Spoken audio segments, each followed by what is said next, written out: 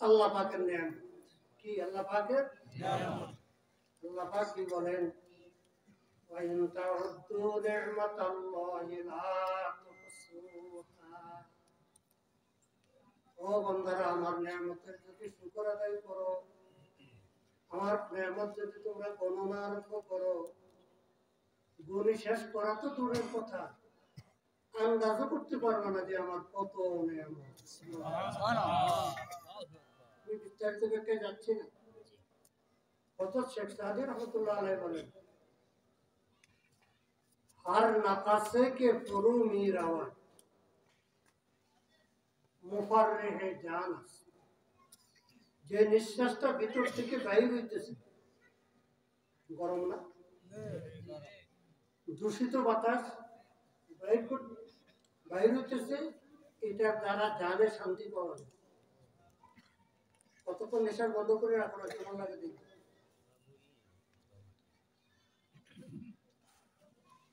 আর हर नफासे के अंदर भी नहीं मुमद्दे हयात আর যে নিঃশ্বাসটা তুমি বাহির থেকে ভিতরে নিতেছো এটা তোমার হায়াতকে বাড়াইতেছে জীবনকে দীর্ঘায়িত করতেছে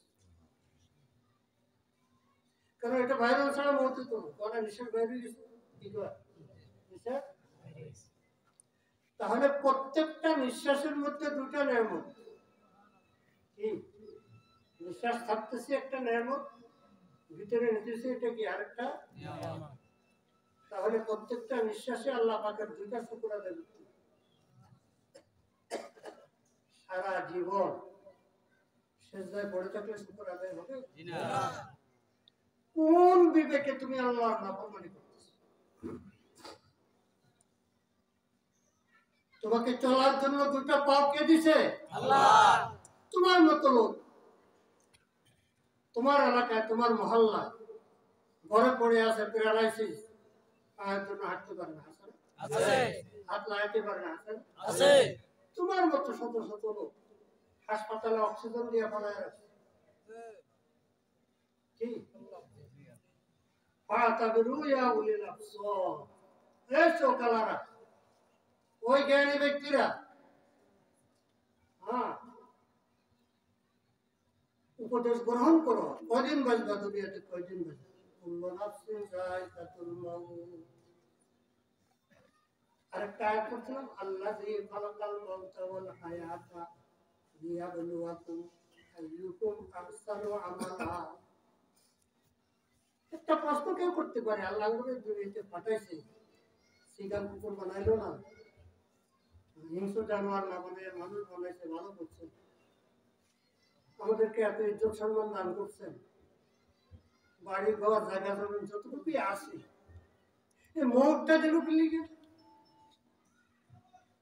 এইভাবে থাকলে তো ভালো হতো কি কথা ঠিক আছে এইভাবে থাকলে তো কি আল্লাহকে বান্দা শুন আল্লাযী খালাকাল মাউতা 29 পারা শুরুতে আচ্ছা জীবন আগে না মরণ আগে জীবন আগে না কিন্তু আল্লাহ পাক মরণের কথা আগে বলছে আল্লাযী খালাকাল মাউতা ওয়াল হায়াতা হায়াত হলো জীবন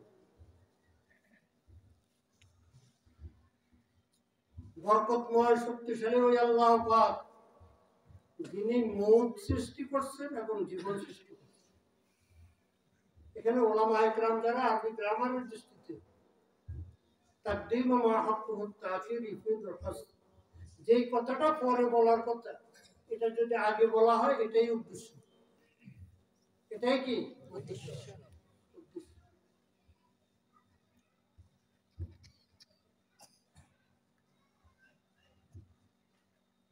তাহলে আল্লাহ পাক আমাদেরকে বলেছে কিসের জন্য উদ্দেশ্য কোনটা যেটা আগে আল্লাহ পাক আমাদেরকে সৃষ্টি করছেন মওতের জন্য এই কিসের জন্য মওতের জন্য কিসের জন্য মওতের জন্য মওতের কথা আগে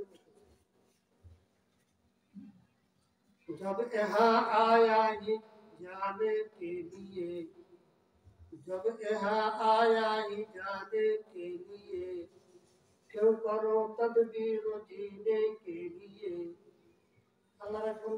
আল্লাহ পাঠাইছে দুনিয়াতে মরবার নাই, কিসের জন্য? মরার জন্য। তো বাঁচার জন্য এত চেষ্টা করলে কি? ওষুধ খাওয়া সুন্নত, ওষুধ খাবো, চিকিৎসা করার সুন্নত, চিকিৎসা করবো, কিন্তু যে কোনো বলে বলে কৌশলে বাঁচি থাকতে হইবে, এত ই দরকার নেই। আল্লাহ পাক তো পাঠাইছে মরবার না, কেন মরণের জন্য পাঠাইছে এটা বুঝে। আমার ওয়াজের সারাংশ এটা বুঝলাম ভালো।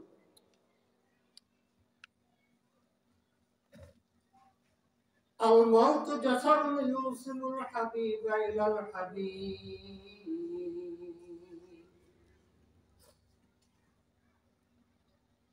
তো মৌতটা একটা কি সাকু, আমরা হাক্কা করি, হাক্কা সাকু খালা ছাড়া খালার মধ্যে সাকু থাকে না, বন্ধুর বাড়ি ওই পারে যাইতে হলে হাক্কা বাড়িতে। তো মৌত এমন একটা সাকু যেটা আল্লাহর কাছে যেতে হইলে এটা পারতে, আল্লাহর কাছে যেতে হইলে এটা পারতে। আর ইন্না লিল্লাহি ওয়া ইন্না ইলাইহি রাজিউন, আমরা আসছি আল্লাহ পাকের কাছ থেকে, আর আমাদেরকে যেতে হইব আল্লাহ পাকের কাছে। জিনা মিনাল্লাহি ওয়া ইলাইহি রাজিউন, আল্লাহর কাছ থেকে আসছে। কোথেকে? আল্লাহর কাছ থেকে। যেতে হবে কোথায়? আল্লাহর কাছে। যখন তোমার কেউ ছিল না তখন ছিলাম আমি। মায়ের পেটের ভিতরে, মায়ের পেটের ভিতরে আমার পেট আছে নেই, পেটে খিদা লাগতো নেই, কে খাওয়াইছে? মায়ের পেটে কি খাওয়াইছে? সেখানে পাক পবিত্র কিছু নাই, ওই নাভির লগে একটা পাইপ, যেটাকে নার কাটে কয়, এটা মায়ের মাসিক ঋতু যেটা আসতো স্রব, আয়ের খুন, এই নাপাক রক্ত ওই পাইপটা দিয়া পেটের ভিতরে যায়,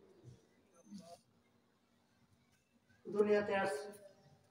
এখন তার কত কিছু প্রয়োজন, কি কর, খাবার প্রয়োজন, গরম লাগছে ঠান্ডার প্রয়োজন, ঠান্ডা লাগছে গরমের প্রয়োজন, কি শুতে শুতে পিঠ ব্যথা হয়ে গেছে, এখন কোলে ছড়ার দরকার, মুখে কথা বলতে পারে না। আল্লাহ পাক একটা মন্ত্র শিখিয়ে দিয়েছে, কি আল্লাহ পাক একটা কি শিখিয়ে দিয়েছে?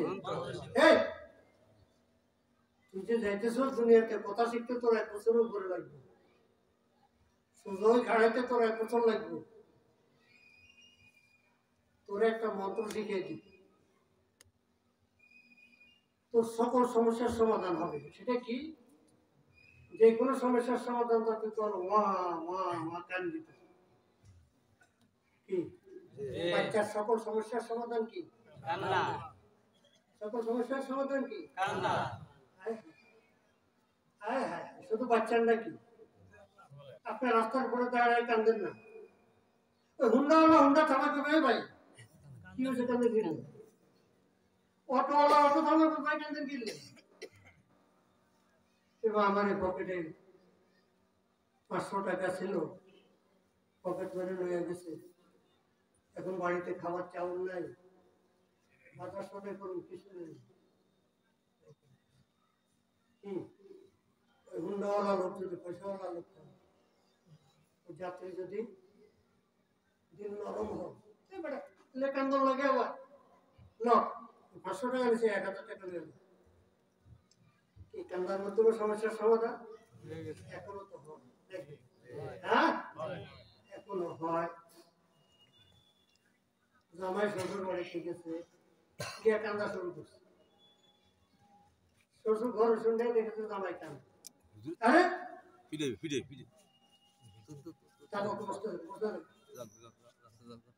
কিছু খাইবে, শ্বশুর পিঠা তাই কয়ে বাবা কান্না বন্ধ করো, আর কি হয়েছে আগে তো কাপা বিদেশে যাবো, 5 লাখ টাকা লাগবে, কষ্ট করে 4 লাখ টাকা জোগাড়, আদায় করতে, এই বেটা লেগে আবার কান্দন লাগে, কি লেগে আবার কান্দন লাগে, কি কান্নার দ্বারা সব সমাধান, সকল সমস্যা সমাধান। তো আল্লাহ পাক যে মন্ত্রটা শিখিয়ে দিয়েছে আমরা এটা ভুলে গেছি, সকল সমস্যার সমাধান আরে আল্লাহর অফিস, মসজিদ কি? মসজিদ কি? যে কোনো সমস্যা, যে কোনো সমস্যা, যে কোনো সমস্যা মালিককে বলে, মালিক সমাধান করে দিবে। কেমনে সমাধান করবো? কেমনে সমাধান করবো শুনে? 7:15 আছে কেমন? 7:15 আমার না?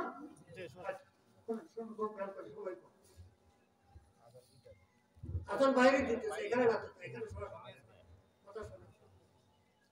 তো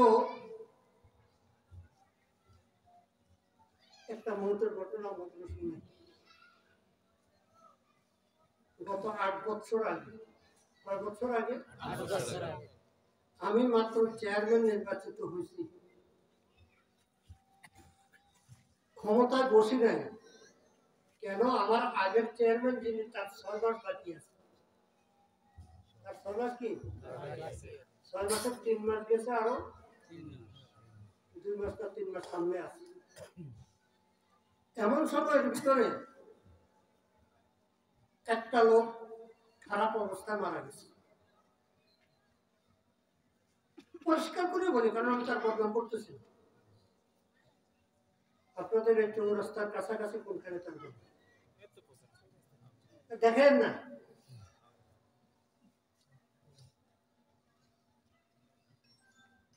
চুরি ডাকাতি করতো, এখনো কিছু লোক করে, করে না? 3 জন গেছে ডাকাতি করতে, ডাকাতি করা শেষ হয়েছে, 2 জন পলায় আসতে পারছে, আরেকজন আসতে পারে না, গণপিটুনিতে মারা গেছে। গণপিটুনিতে আমি ঢাকা, ঢাকায় আমি পত্রিকায় দেখলাম গণপিটুনিতে আহত, হাসপাতাল ভর্তি, নাম লেখা। কিরে আমার কাছে এই ঘটনা ঘটছে। আমি ঢাকা থেকে রওনা করে বাড়িতে আসলাম, সন্ধ্যাবেলা আসলাম বাড়িতে। লাশের মালিক কে? এখন দারোগা থানাতে লাশ, লাশ আনতে কেউ যায় না, লাশ আনতে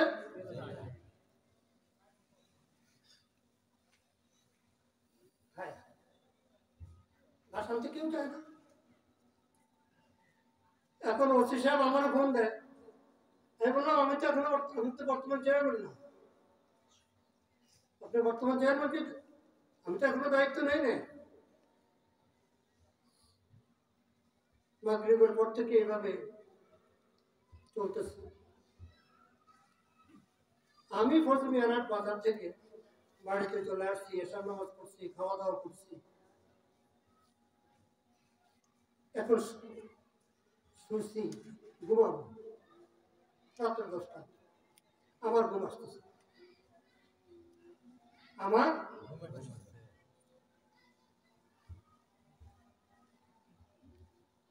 কেন ঘুম আসতেছে না? শোনেন, শোনেন, বার করে শোনেন। আমার দিলের ভিতরে আল্লাহ পাক জানছে এই কথা। আমার চিন্তা আসলো কি রে, আমার নাম সালেহ সাইফুল, ওর নাম আবুল। আল্লাহ আমারে আবুল বানাইয়া আবুলের খালেদ সাইফুল্লাহ বানাইতে পারতো তো। কি কথা ঠিক কিনা? কথা ঠিক কিনা? আল্লাহ যদি আমারে আবুল বানাইতো, তো আমার লাশ এখন থানা থাকতো, কি কেউ তার সাথে যেত না। থানার ওসি সাহেবের ফোন দিলাম, ওসি সাহেব লাশ কি করছেন? লাশ কি করবো, লাশ তো এখন থানায় আছে, কি করবেন? কেউ যেহেতু আসতেছে না, তার আত্মীয় স্বজন, কেউ তাকে কবরের জায়গা দিতে রাজি না। এলাকার চেয়ারম্যান, আপনাদের এলাকার চেয়ারম্যান, উনিও বলছেন না আমার এলাকায় আসতে পারবেন, এলাকার বদনাম, এই এলাকার থেকে ওই এলাকায়, আমার এলাকায়। আবুলের এক আত্মীয় বাড়ি 4 নম্বর ওয়ার্ডে, কি ধরনের কি ওখানে কবর খুঁজছে। এলাকার লোকজন বলছে খবরদার আমাদের এলাকায় ঢুকাতে পারবে, আমাদের এলাকায় এসব খবর আমার কানে আসতেছে। তখন আমার খেয়াল আসলো, আল্লাহ আল্লাহ যদি কিয়ামতের ময়দানে আমাদের জিজ্ঞাসা করে, কোরআন হাদিসের এলেম তোমাকে দিয়েছিলাম,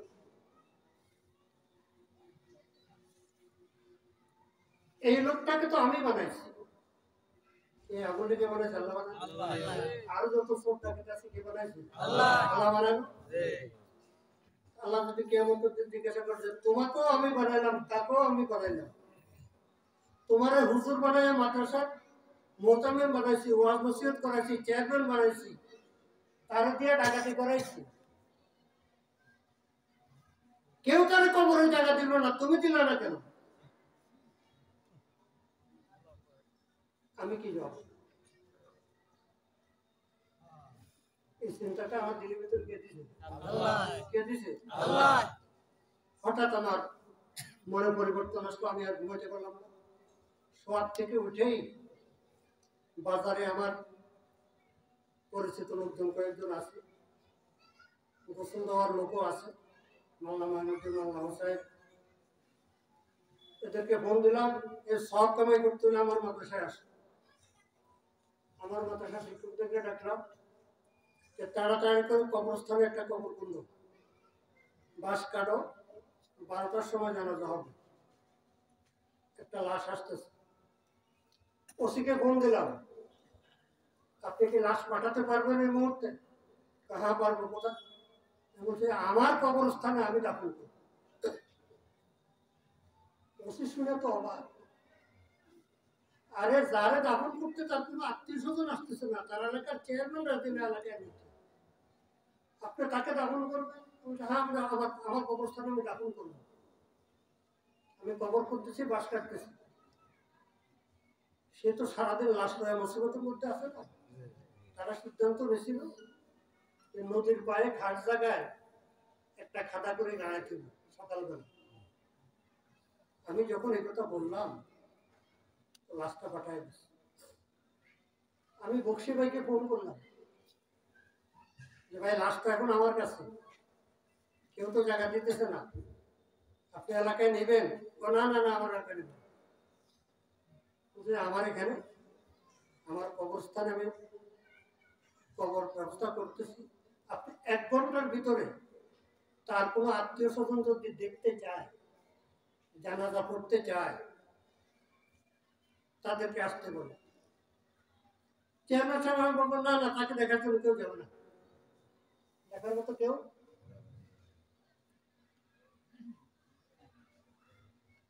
15-20 মিনিট পর উনি আবার ফোন করলেন, বর্ষা কাদা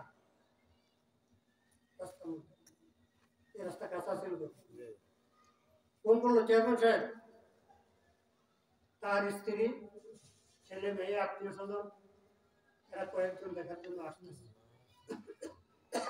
আমি বললাম ঠিক আছে, তারা আসা পর্যন্ত আমি অপেক্ষা করি। তারা গেছে, আমি গোসল টোসল করাইয়া, কাপড় কাপড় করাইয়া, নিজে জানাজা পড়ে কাপড়। পরে আমি চিন্তা করতে লাগলাম, কি রে আল্লাহ, এখন চতুর্দিকে ফোন আসতেছে, কে কোন লোকে বলতেছে হুজুর কাজটা ভালো করছে, আর বেশিরভাগ লোকে বলতেছে হুজুর আপনি এটা কি করলেন, আপনি এটা কি করলেন। আমি কি করছি, কেন করছি, এটা মোবাইলে না, আমার কাছ থেকে এসে শুনবো। আমি চিন্তা করলাম কি আমার দিয়ে আল্লাহ পাকে এটা তো, কারণ আমি এটা না করলে তো কেউ, কারণ আমি তো চেয়ারম্যানের দায়িত্বে না করবো, দায়িত্ব তো আরেকজন, কেউ আমাকে দোষারোপ করতে পারতো। আমি চিন্তা করি, হায় হায় হায় হায়, হাদিস শরীফে আছে কোন কোন বান্দা এমন হবে তার সারাটা জীবনের আমল এমন, প্রত্যেকটা লোক বলবে এই লোকটা কিছুতে বেহেশতে যাবে না, এই লোকটা জাহান্নামে মরবে, মরার সাথে সাথে লোকটা কোথায় যাবে? আধার বাকি আছে, অর্থাৎ মৌতের সময় অল্প বাকি আছে।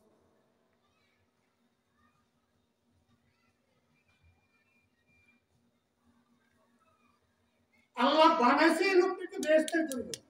কিসের জন্য? সারা জীবন গুনাহ কাজ করছে, কিন্তু এখন বাকি আছে কতটুকু? এই অল্প, আধা ঘন্টা, আধা ঘন্টা, 1 ঘন্টা। আল্লাহ পাক তাকে এমন একটা কাজের তৌফিক দিব যে কাজের উসিলায় তার জীবনের সব গুনাহ মাফ করে। সুবহানাল্লাহ। আমি চিন্তা করলাম কি রে, আমার গুরুস্থানে এখানে নেককার দিনদার আল্লাহওয়ালা লোকদেরকে দাফন করবো। এই প্রথমে যে আগুনটা আমি দাফন করলাম, এটার পিছনে কারণটা কি? ভালো করে শোনো, যারা এখনো চুরি ডাকাতি করতেছো তারা ভালো করে শোনো, সব ছেড়ে দাও, মাটির নিচে একদিন যাওয়া লাগবে। তুমি যদি অভাবের কারণে চুরি করে থাকো আমাকে জানাইবা গোপনে, আমি কেউ বলবো যে হুজুর অভাবের কারণে আমি চুরি করছি আর করতাম না, আমি তওবা করতেছি। আমি তোমার জন্য আমার যতটুকু সাধ্য আছে তোমাকে একটা হালাল রোজগারের ব্যবস্থা আমি করে দেব।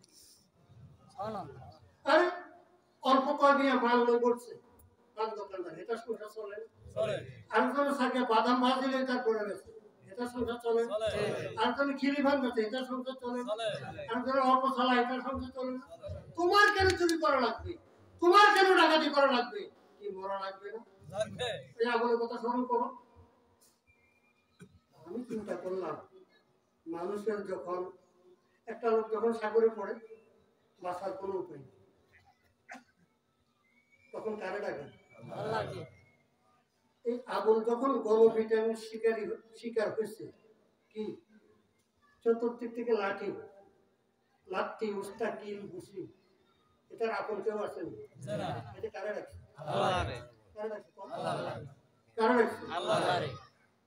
ওই সময় থেকে নিয়ে হাসপাতালে মৌতের আগ পর্যন্ত কারে ডাকছে? নিশ্চয় আল্লাহ তার ডাক কবুল করছে, নতুবা আমার দিয়ে তারা আল্লাহ তাআলা ডাক করাইতো।